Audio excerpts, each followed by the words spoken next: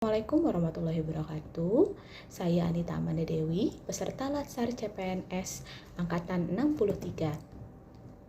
Saya akan memaparkan mengenai tugas agenda 1, yaitu rangkuman pokok bahasan agenda 1, sikap perilaku bela negara.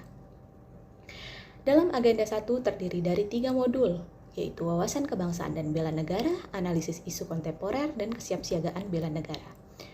Untuk wawasan kebangsaan itu sendiri adalah cara pandang bangsa Indonesia dalam rangka mengelola kehidupan berbangsa dan bernegara yang dilandasi jati diri bangsa dan kesadaran terhadap sistem nasional bersumber dari Pancasila, UUD 45, NKRI, Bhinneka Tunggal Ika dengan maksud untuk memecahkan berbagai persoalan yang dihadapi bangsa negara demi mencapai masyarakat yang aman, adil, makmur, dan sejahtera.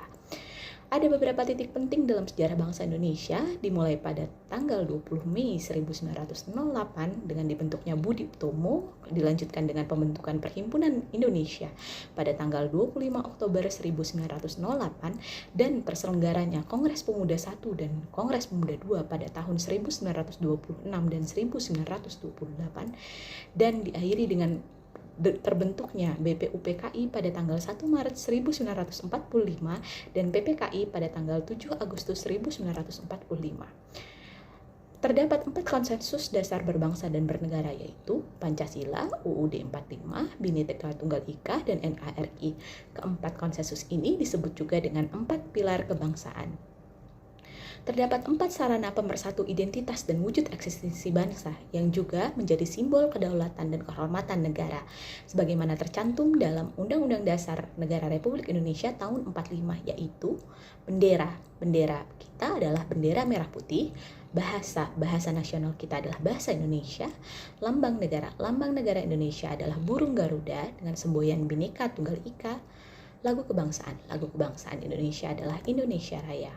Upaya bela negara ialah suatu sikap dan perilaku warga negara yang dijiwai oleh kecintaannya kepada Negara Kesatuan Republik Indonesia berdasarkan Pancasila dan UUD 45 dalam menjamin kelangsungan hidup bangsa dan negara.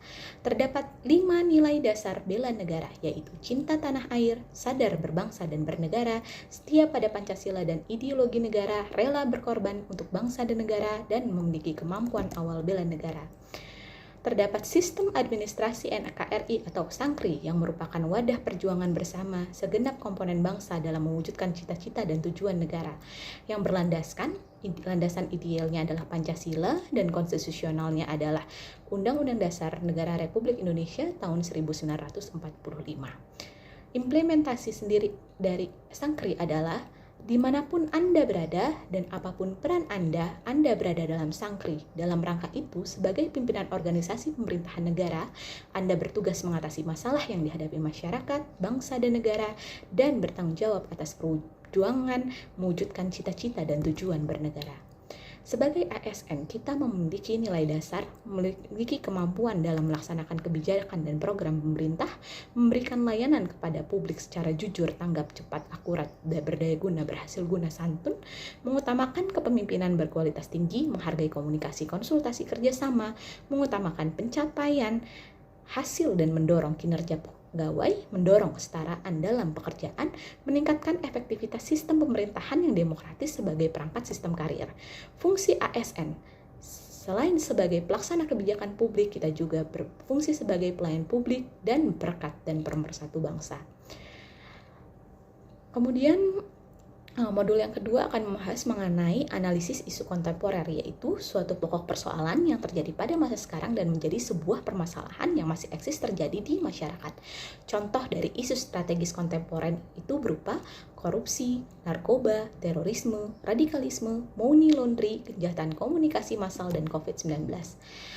Kita bisa menggunakan teknik analisa isu untuk mencari alternatif solusi dari isu-isu kontemporer tersebut, yaitu dengan teknik tapisan, yaitu menerapkan rentang penilaian 1-5 pada kriteria aktual, problematik, kehalayakan, dan kelayakan.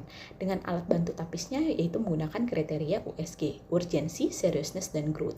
Bisa juga menggunakan mind mapping, fishbone diagram, analisa SWOT, sehingga kita bisa tentukan alternatif solusi dari penyebab masalah yang diangkat. Kemudian untuk modul yang ketiga adalah kesiapsiagaan bela negara, yaitu keadaan siap siaga yang dimiliki oleh seseorang baik secara fisik, mental, maupun sosial dalam menghadapi situasi kerja yang beragam, yang dilakukan berdasarkan kebulatan sikap dan tekad secara ikhlas dan sadar, serta kerelaan berkorban sepenuh jiwa raga yang dilandasi oleh kecintaannya terhadap NKRI berdasar Pancasila dan UUD 45 untuk menjaga dan merawat, menjamin kelangsungan hidup berbangsa dan bernegara. Sesuai dengan rumusan bela negara yang telah dikemukakan, yaitu cinta tanah air, sadar berbangsa dan bernegara, setia pada Pancasila sebagai ideologi negara, rela berkorban untuk bangsa dan negara, dan mempunyai kemampuan awal bela negara. Kemampuan awal bela negara yang wajib kita miliki adalah kesiapsiagaan jasmani, mental, menjunjung kearifan lokal, dan memiliki etika, etiket maupun moral. Apa pentingnya melakukan implementasi dari kemampuan awal bela negara?